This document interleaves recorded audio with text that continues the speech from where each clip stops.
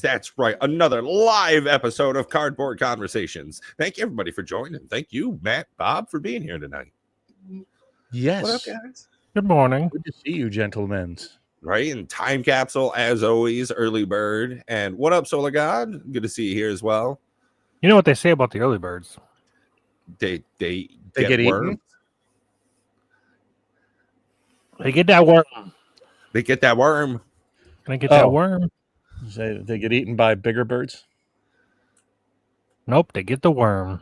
They get the worm. Well, I mean, I tried to be the early bird on a lot of like the Amazon pre-order stuff, and that's paid off, gangbusters for me. I mean, for everybody, I mean, honestly, that's pretty much the way you have to go nowadays if you want to even begin to try to get things at retail. Well, the desirable products. Let's not say everything, right? Oh yeah, right. I would not suggest pre-ordering. In retrospectively, I'm glad I did not pre-order into collectors of like Innistrad set. Last time. Well, with Amazon, I mean, not to say like chill for Amazon, but being able to just cancel it whenever you want with no penalty. Yeah. It kind of makes it so like you should just always pre-order the collector box. They don't charge you most of the time right away. I say most of the time because I was charged weeks in advance of one of the sets. I don't even remember what it is now, but it was really annoying because I had to cancel it, and then they're like, "It's already been shipped." It's like weeks in like before it even releases. Like, no, it hasn't. You're lying. Anyways, to be fair, mine's always the opposite. Mine takes weeks after it's supposed to have shipped to actually go out. James from Recess, he doesn't collect money until you pick up the product, but you may not get very much product. Right. Yeah. If you missed that episode, definitely check that out a few weeks back where we interviewed a LGS owner. Very, very good episode. Very great guest. We'll have him on again. It'll be great. Yeah, I'm still in talks with him. I don't know when, so don't ask. We don't know. Yeah. It will fit it in where it fits some time in, right? to brew. Maybe around Spider-Man release if it's hype. I would prefer to have him on and give us information, like at any time really, but especially around like big releases to get the perspective of an LGS from, a frantic buying spree like what we saw with Final Fantasy, and get some insight at a minimum. It just kind of gives some comfort that they're not all these evil LGSs out there. They're people trying to make a living and trying to do the best they can at a store. They're not all like the Goblin King like I have to deal with in freaking my area. So we've got a really cool episode tonight at the after this episode. This is going to be a cool episode, but then the next episode after that, we're going to be doing cardboard commander raids, basically cardboard, Odyssey's commander raids. And we're going to be playing our Final Fantasy decks that we did Box Breaks for. So it's going to be a commander deck that's built solely from a singular box of play boosters. And not even that, I built 2 decks from mine. What? That's how good my box was. I know, right? Did they share cards in them? No shared cards. Oh, I man. know. Yeah. It's pretty crazy. And what's really crazy about that is I'm running a 4-color commander deck in one of them. Team Covenant and it shares a color. Sorcery. Dragon Lord mini set in 2 hours. Okay. Yeah, Team Covenant. Well, yeah, but Team Covenant's really cool because they are similar to, I think, Recess, where they do the pre-orders and they don't jack up the price even if it's going to be hyped. They just they do it from SRP, no matter if it's up or down. That's like the weirdest thing. Again, rounding back, not sponsored by any stretch by Amazon. Wish we could snag that one. But when the prices do go up on the boxes, even if you've pre-ordered them, they just stay at the lower price. It just doesn't make sense why their system works the way it does. Bonkers. No, that's kind of the way it should, right? Yeah. It should, but any logical store would just cancel your shit and say, this is what the price is now. Screw you, guy. Order them again if you want to. Well, don't get me wrong. It's mean, but that's... It's not that it's mean. This is not a business like an auto manufacturer, right? Where they're selling millions of cars all over the world. This is still, no matter how you want to think of it, a relatively small audience. Like they'd say 20 million people play Magic. I very much doubt that. And there's certainly not 20 million people buying boxes or cases or even collector boosters. You're talking about a much smaller market. And let's be real. The only thing that really matters at this point anymore are the prices of collector boxes when we're talking about release. I mean, between that and very few, select cards in this recent one, you've got a couple of serialized cards, always a very important addition, the neon ink treatments, and then along with that, surge foiling. But each set's going to have that small rotation, but the standard nowadays, like you're saying, absolutely collector box or bust pretty much. Well, and that being the case, realize just how small your audience really is. So if you start behaving the way that scalpers do as a store, you're not going to have a loyal fan base. You're not going to have a loyal, stable consumer base. You will have people begin to start figuring out how they can F you over. How they can benefit stores, in your interaction. Yeah, for sure. You can't afford that sort of toxic relationship. The flipper scammers, they don't give a shit, right? They literally don't care because they're quick in, quick out, make a quick buck, flip it. They could give a crap less about the long-term prospects of this. They'll go to the next hot thing, whether it's, jelly bracelets or, toe rings or whatever it might be. Well, to that note, Matt had brought up in our chat earlier that, it really feels like we're in a really peak time for CCGs. The collectability aspect in Pokemon, God forbid, even Yu-Gi-Oh! And One Piece are just as comparable to Magic right now. It feels like it's just getting fever pitch, to the moon, literally the name of the episode.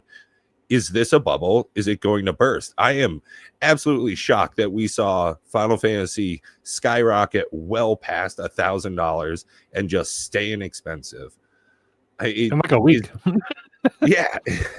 I just cannot believe that this is going to be able to continue. If you're saying that it's not likely to be sustainable, I think the public conscience really recognizes that on some level. It can't sustain.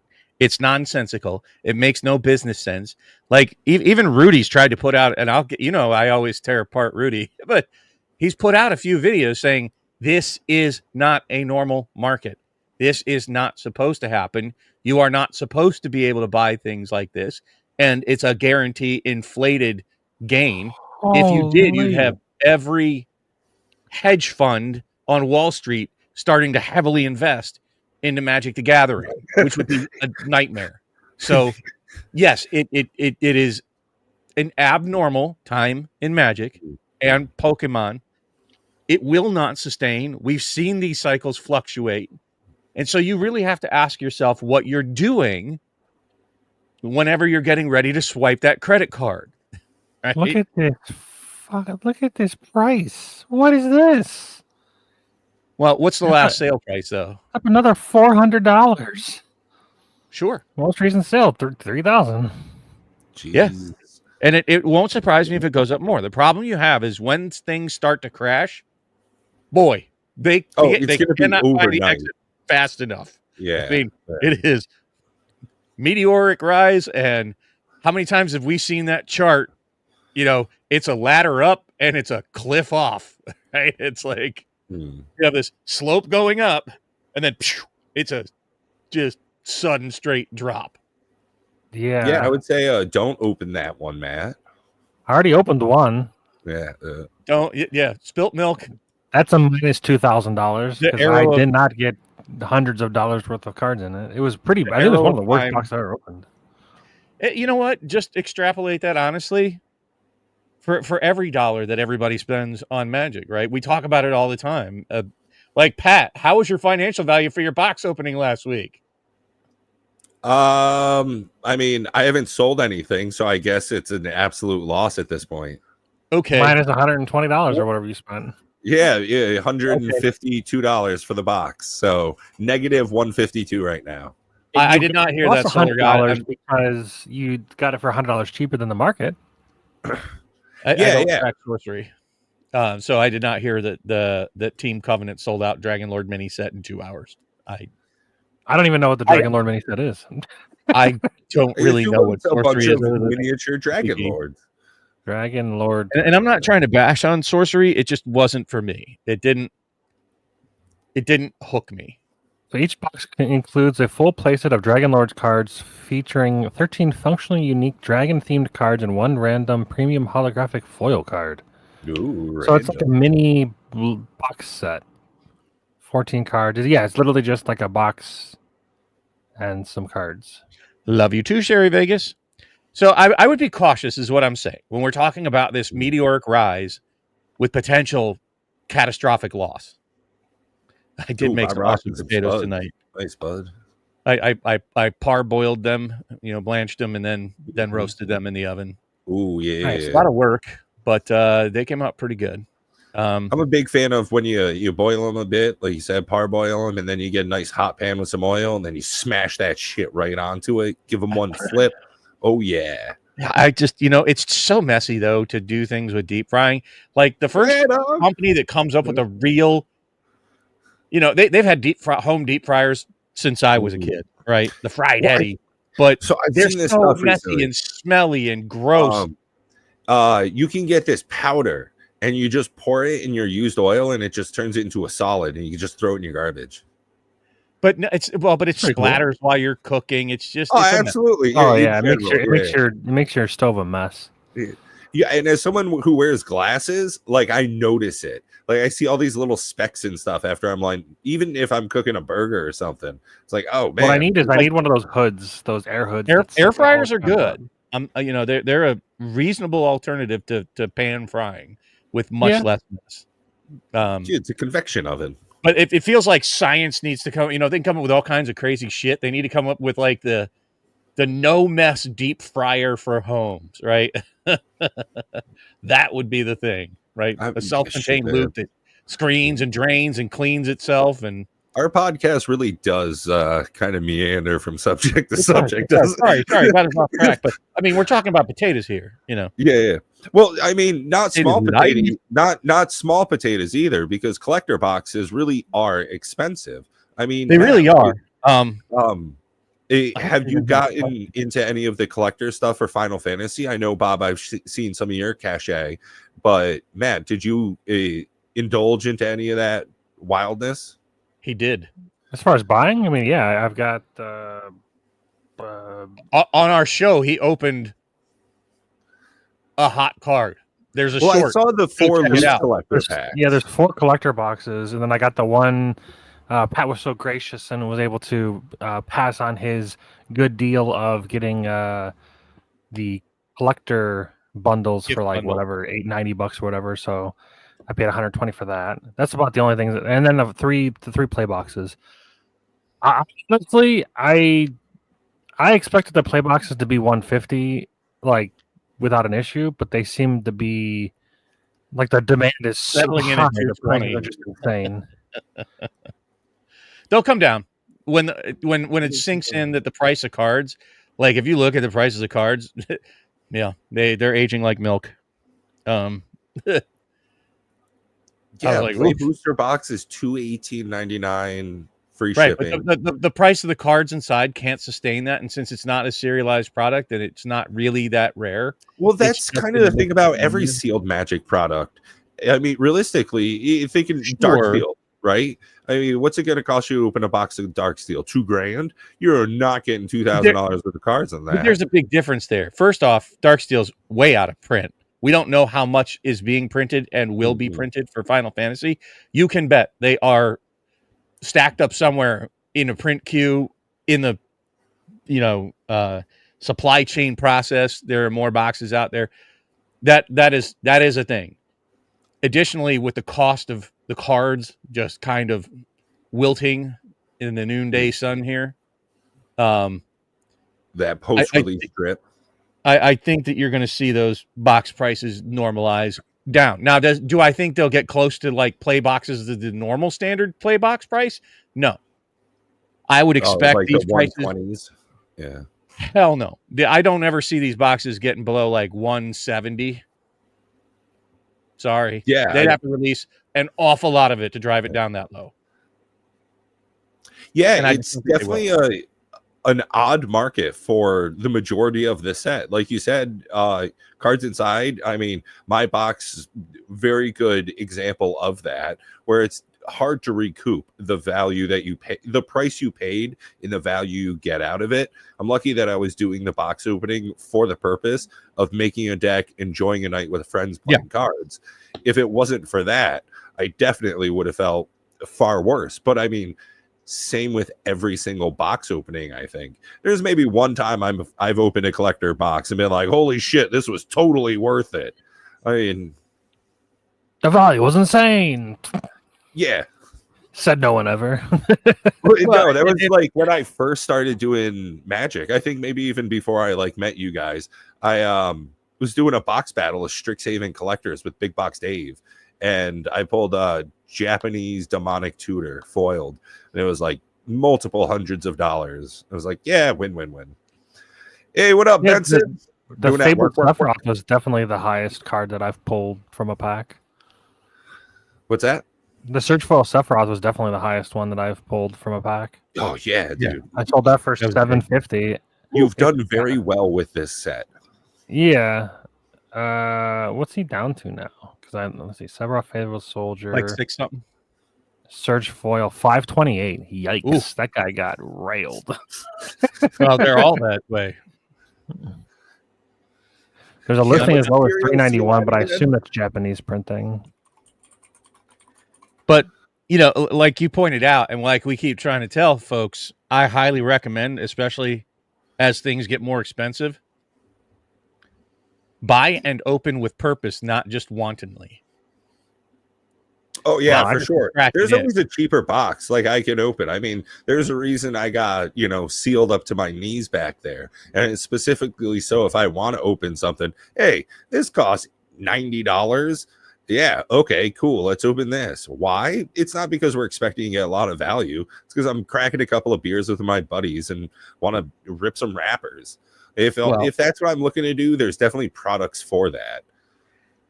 And to that point of intentionally opening, besides opening our boxes that we built, our decks we're playing tonight, during the member-only show, make sure to like, subscribe, and become a member. 99 cents, for God's sake. Come watch us play, open boxes, give bonus content. And there's other things that you could take advantage of if you wanted to as a member. We go super wide. We do go wide.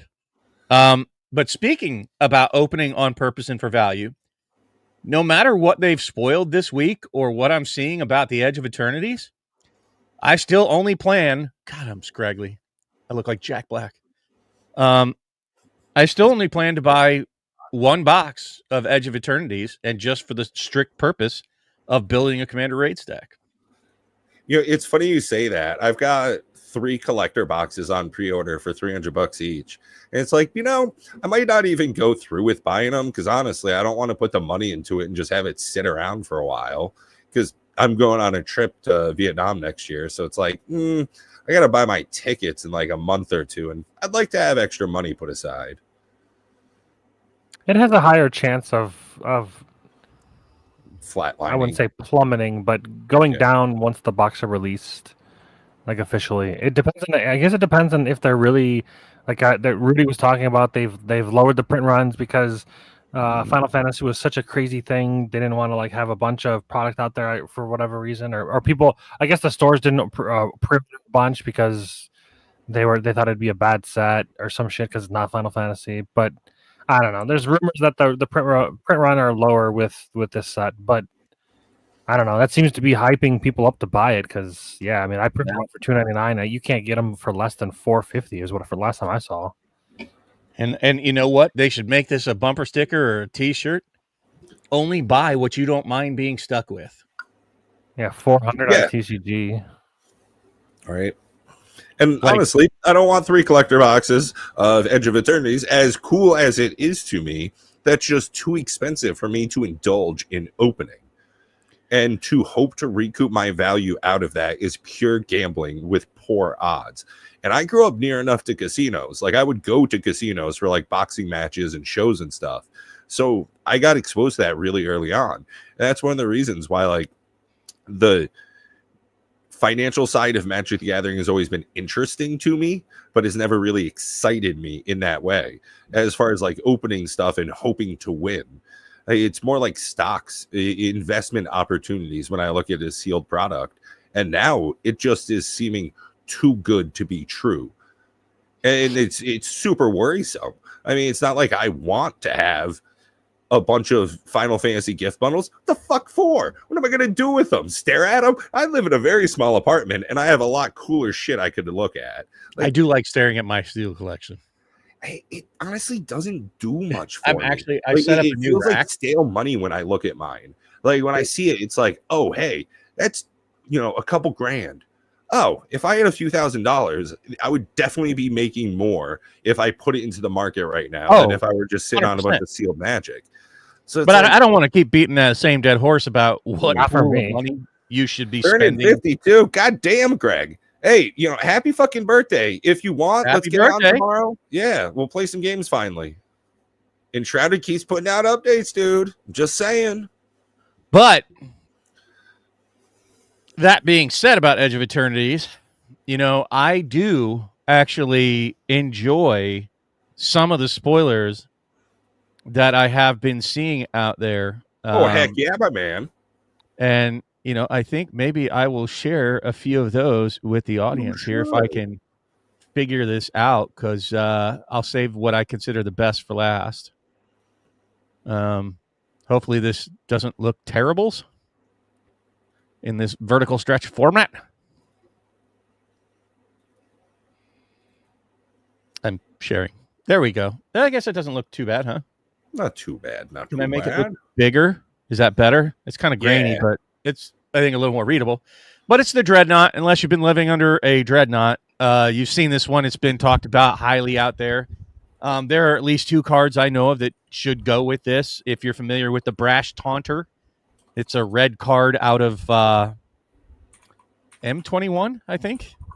And it's in it, at least. And it basically, if you whatever damage is dealt, it's indestructible, and whatever damage is dealt to it, you get to deal to a target opponent. And there's also one from Phyrexia, Pavo, all will be one. To Pavo. Called the Phyrexian Vindicator. He's like 3 white and a colorless, I think. Flying Vindicator. The damage dealt to it, you get to deal to a target opponent instead. So I think you're going to see those out there. Now, understand, this is not a CEDH card.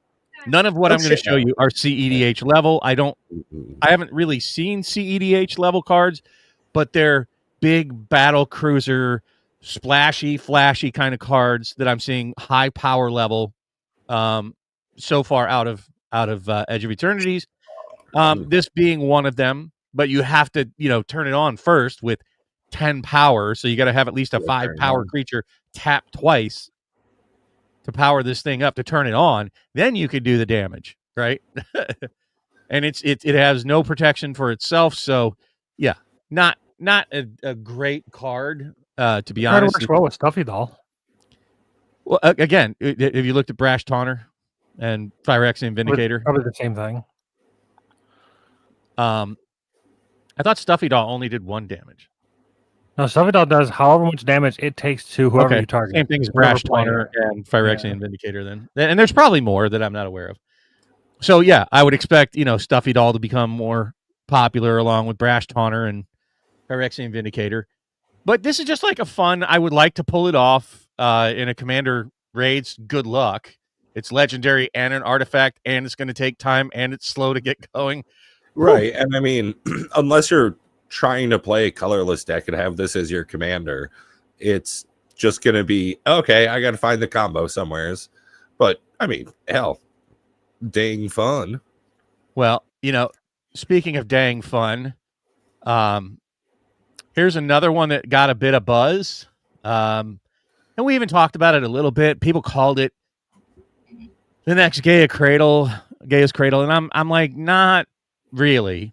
So first of all, it's a station and you have to turn it on with 12. I mean, I don't know that we'll ever see these things get turned on. Like, I only ever see them possible in like commander games. Like, I can't imagine this will ever get turned on in like a regular and matter. Like, if it matters it won't matter in standard, but it would be like a win more card, right? Like, if you have enough power to turn this thing on, do you really care about generating however much? You don't know about the card, do you? Then What do you mean? there's a very easy way to turn this on for very cheap. Okay, I don't know about the card, which will probably, you can surprise me. And I don't know. Well, it's not one of my cards, but I'm going to pull it up just because. Hold on. Let me share my last one. Sure. I have to do this one at a time the way I did it.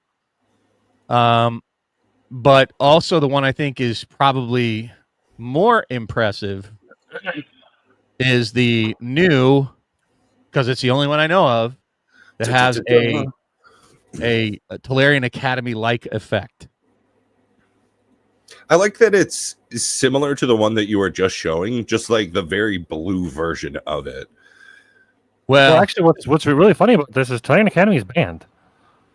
Right. So this is not. That's what's interesting, or more interesting to me about that. So, and something that Buddy pointed out: none of these lands are legendary. Right. So you can make copies of them. There's a lot of lands that make copies. Vesuva, Thespian Stage. There's a couple of them that do. I mean, you still have to station each one of them because they're charge counters on them. But in any case, those are the cards that have caught my attention mostly, and I'm kind of curious about the sorcery you're talking about. So this isn't one of my cards, but this Bygone Colossus from this set, it's a 9-mana 9/9, but you can whip it for 3, which means you can station things for 3 mana at 9. That alone cheats a lot of that away. This card alone is going to be a stationer for sure. Well, and if you have like a Voltaic Key or something to untap it. Boom, exactly. Boom. Yeah, untapping artifact. Yeah. Because you get it for the whole turn. So Bygone Colossus is a monster for stationing things. Definitely. Or you could do silly things like before with Hatred. You know, if you're familiar with the Hatred card, where it's 5 and it's black and you pay X life, creature gets +X +0 till end of turn. Huh? Nice. I think Berserk does the same thing. I don't know if Berserk is. I don't know if Berserk is legal. Well, Channel does that. Hey, what up, Bill Brain? I know Channel is not. Cast only before the damage step. Target creature gains +X +0 until end of turn, where X is its power. It's basically just double Channel. Power. You're thinking of Channel for like Channel Fireball, but Channel's banned. I mean, Berserk still works, but it's not as good. Oh, and it destroys the creature if it attacked this turn. And then at the end, well, I mean, you could come up with a million different ways to do things like sneak attack and cheat shit in. You know, any kind of graveyard recursion, big nasty thing to turn on stations. Yeah, I think they'll be a lot easier than what people are saying. But this is the only one I know of that has a Tolarian Academy not banned effect. I wonder if people figure out ways to turn this on rapidly. You know, like what's that one the blue in an artifact deck? It's like what about that? What's that blue synod or whatever it's called? Synod of Synod? No. It came out in land. I want to say it came out in Thunder Junction or something, and it's an artifact, 3 blue artifact. It's an artifact for a blue. It's 3 mana casting cost, and whenever you cast an artifact with 3 or more, create a Simulacrum Synthesizer. Okay, I'll take your word for it. And I think that one of my favorite cards. It's Simulacrum Synthesizer. Well, and I think you can get that going like on turn 3. Yeah, right. Constructs are going to be easy stationers for artifact decks. Like you play anything that makes constructs, Simulacrum Synthesizer, because they're going to be +1/+1 for each artifact you control, and they're all going to be massive, and they'll be able to turn this on quite easily. So I Yeah. This think one's the this one easiest one to has turn on, in my opinion. right. I think this is going to have. That's Green when I saw it, I was like, follows ooh, close behind. the green one, Especially when you okay, have, maybe. actually, one of my cards transitions into your green one, I think. Let me see here. Image file. Yeah. So you've got cards like this to help turn on Gaia's Cradle, or the new Gaia's Cradle. 4 mana 10/10. Now it enters tapped with a stun counter, but if you sacrifice a land, you get a 4/4, then you untap them. So in theory, you could actually station things quite quickly as long as you have a sack outlet. If you have like the what's the 0-drop Zaren's Orb, sacrifice a land, you gain life. Boom. It's right away turned on.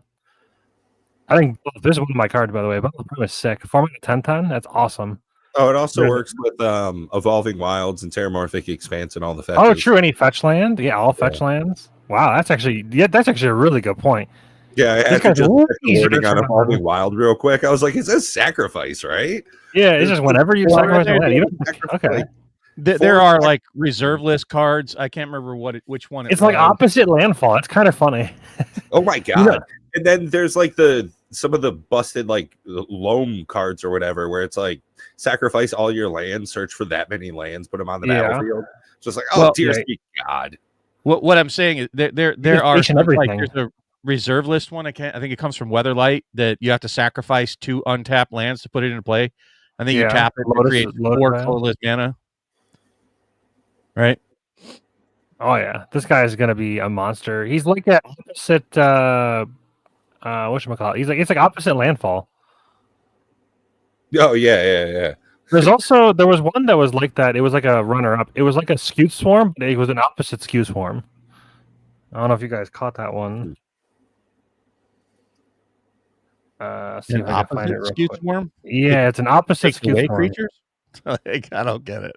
Nah, you'll see. You'll understand what I mean once I find it. 1 second here. So while you're looking that up, I found what I think is going to be my least favorite card from Edge of Eternities, right? Okay. This is going to be the thing I do not want to see on the table whatsoever. But he does.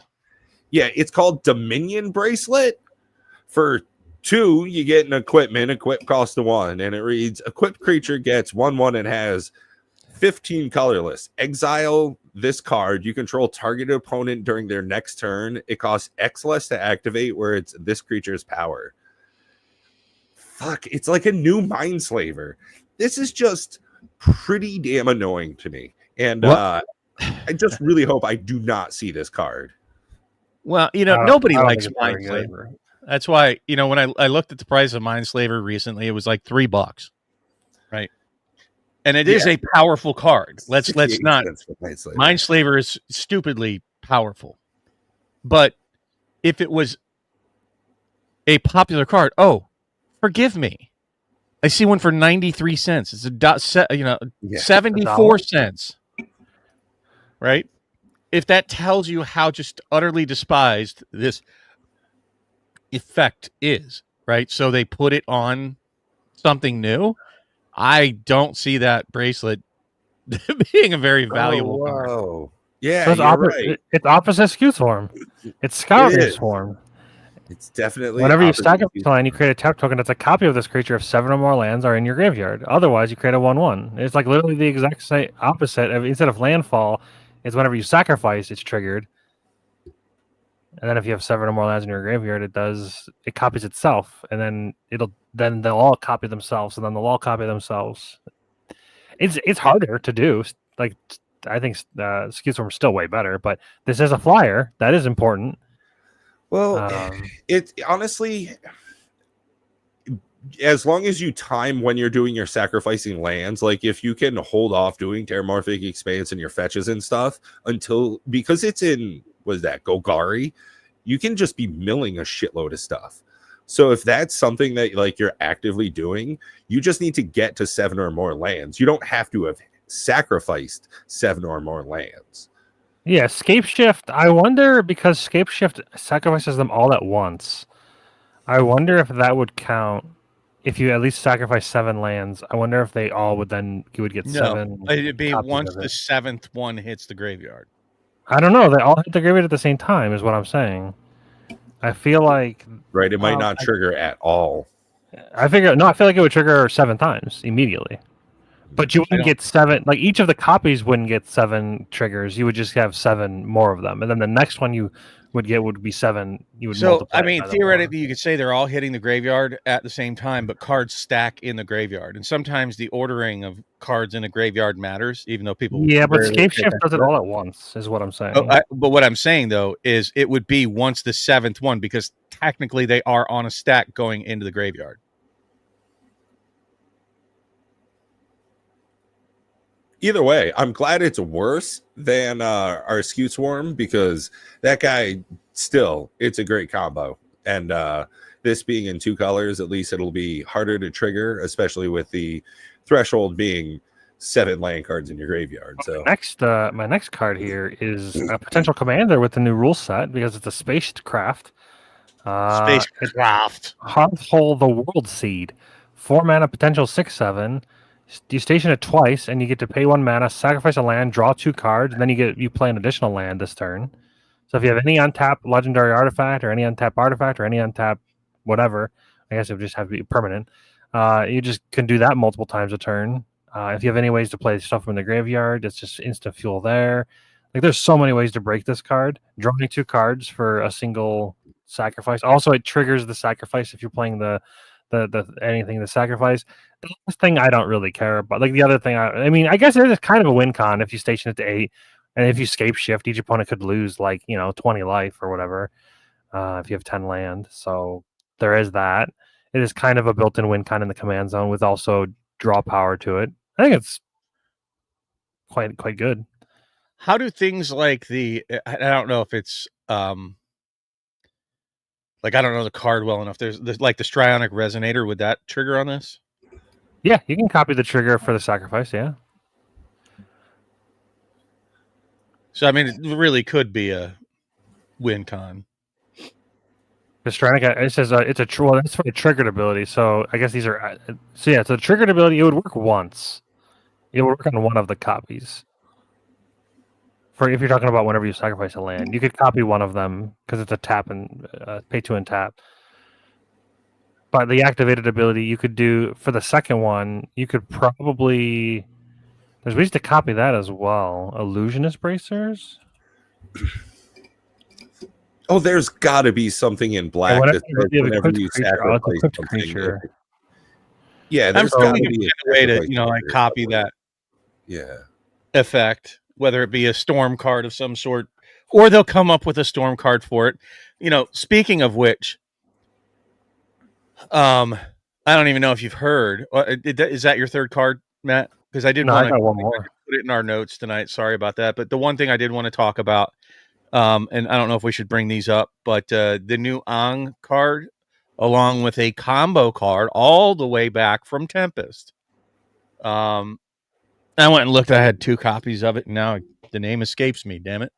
But it went up like 1,100% this week. There is an instant win infinite combo with the backside of Ang or Ang.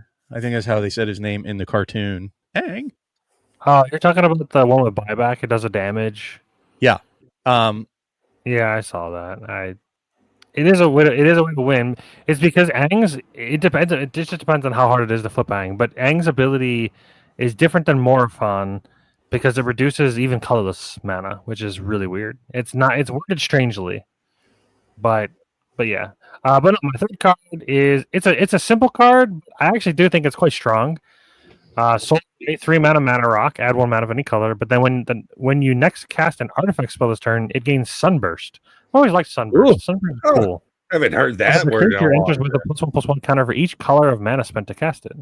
It's just a nice little mana rock to gain some extra 1 counters on your stuff. I think it's kind of cool. They go really good with Black Lotus.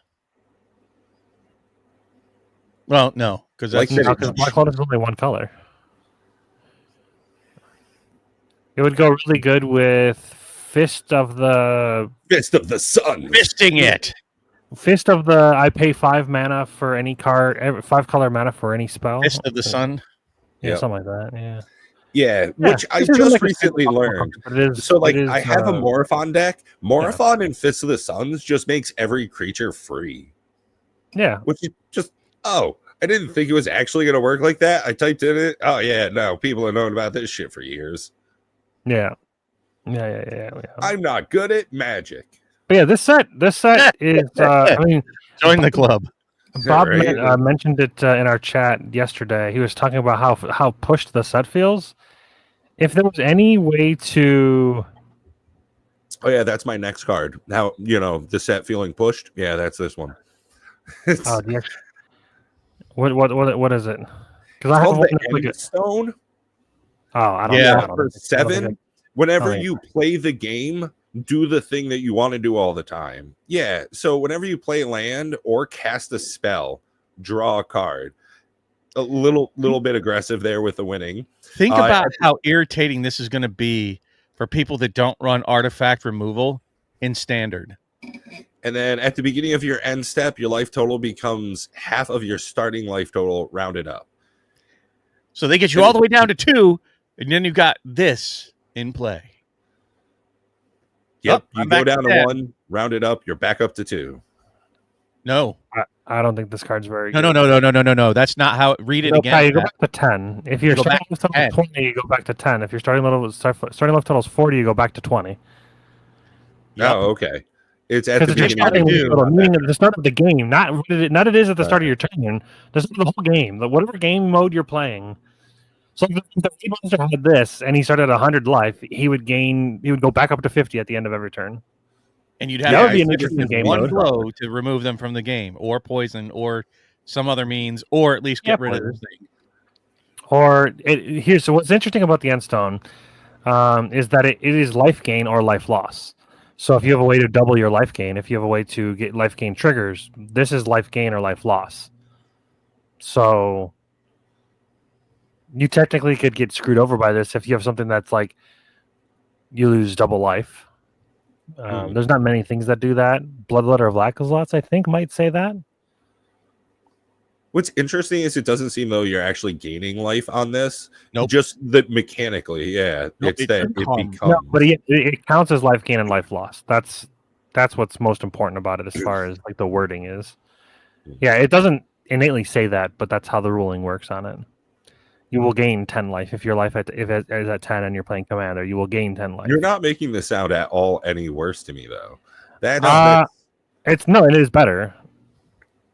But what I was going to talk about being a card being, or what makes me feel like the set's the most pushed it's ever been, I feel like, is this card. This is my like runner up. Yeah, that's. oh This yeah. is Questing Beast, but half of the mana. Like It's like if it Allosaurus has Shepherd so was many things riding. of text that can't be countered. It's got trample even haste. more It's a than 3/2. Questing Beast.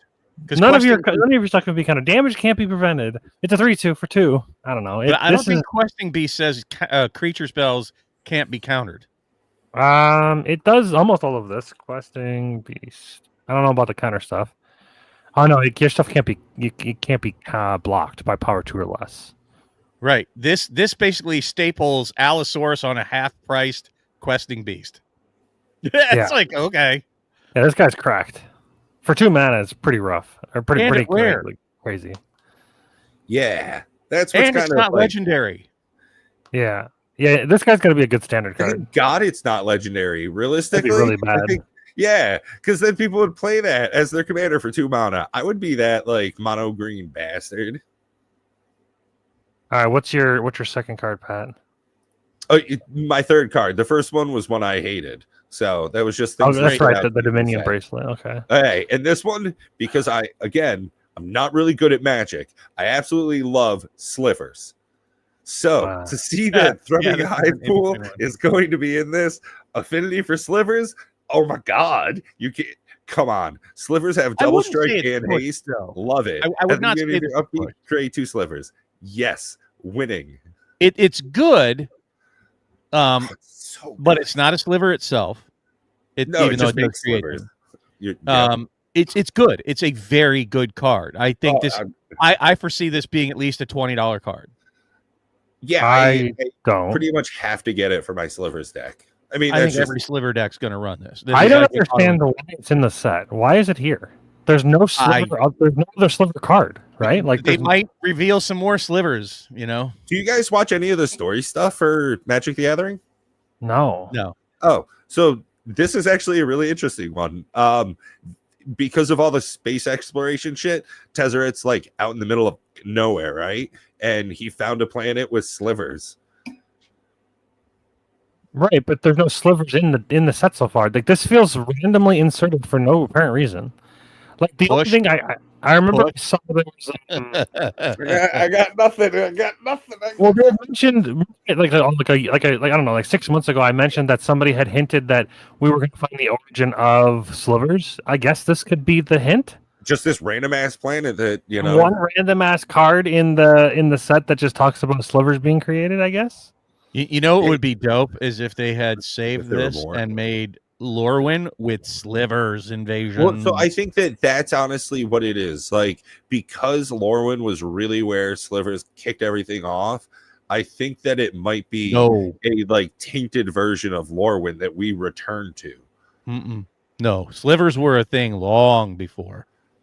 No, I like that's my plan. Like, that's what I think the story for Magic is going to be, because it's like a continuing forward. So I think that we're going to see a return of slivers again in Lorwyn. A nasty, like defiled, messed up version of Lorwyn. Like that would be cooler, is if like Lorwyn got all jacked up by, like I think we've had enough Phyrexia for a while. To be quite honest, the Eldrazi are interesting, but like this was supposed to be like the big Eldrazi set, and I think I saw one Eldrazi thing, but where's all the Eldrazi stuff? Didn't they reprint Eldrazi Temple or something? Yes, a special guest card. Right. So little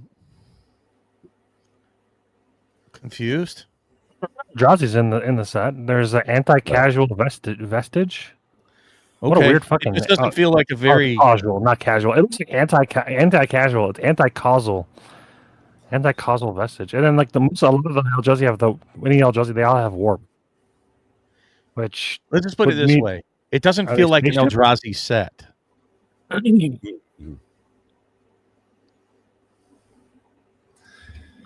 Yeah, I'm not sure. Like again, the professor put it really well. It's a hat set. I mean, it's Magic the Gathering in space, which I gotta say, I'm totally down with. This is definitely better than Wild Wild West or New Capenna, like gangster style shit. Like, I definitely like this more than Duskmourn. So, hey man, it's up my alley. Hey, they wanted to put it up your alley. What is the? I thought the definition of hat set was like, well, I guess. What is it? That was that Markov. What is it? The Markov Manor? What not? What is the spy set? Is that the murders? Yeah. Was that a hat set as well? Yeah, pretty much. It's just like a theme.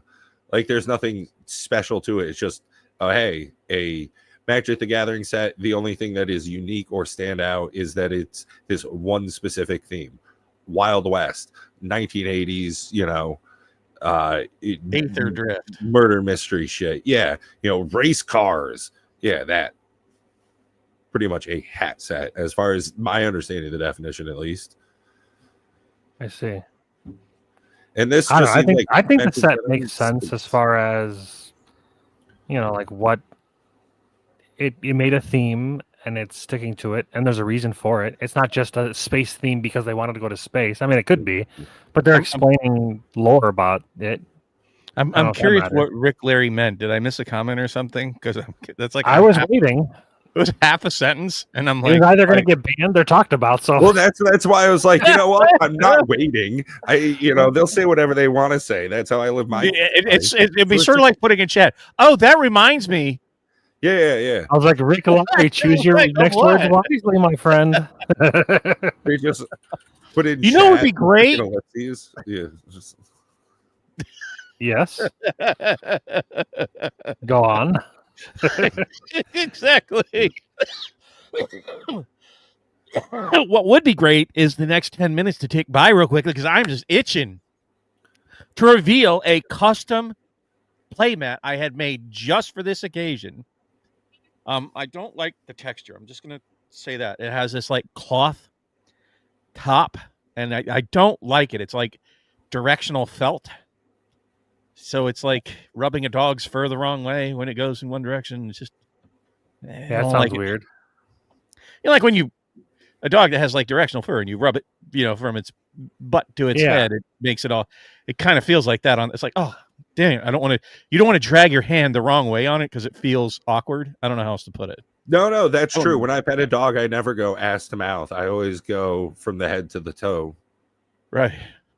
Exactly. Anyways, that's how it feels, but it looks pretty sweet. And so if you want to find out what it is, you will have to dish out 99 cents and become a member. And if you haven't done so already, and you're just catching up and you're one of those vertical viewers there looking on your phone, hi, please go ahead, like and subscribe. And if you like what you hear us talk about, come by again. And if you come by again and you like it again, well, consider becoming a member. If you're here week after week, 99 cents, folks, 99 cents. True.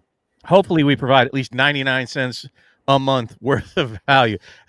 We only have to reach the level of each of us about 10 cents a piece for like an hour's worth of work to get your, well, after taxes, it's like 2 cents a piece.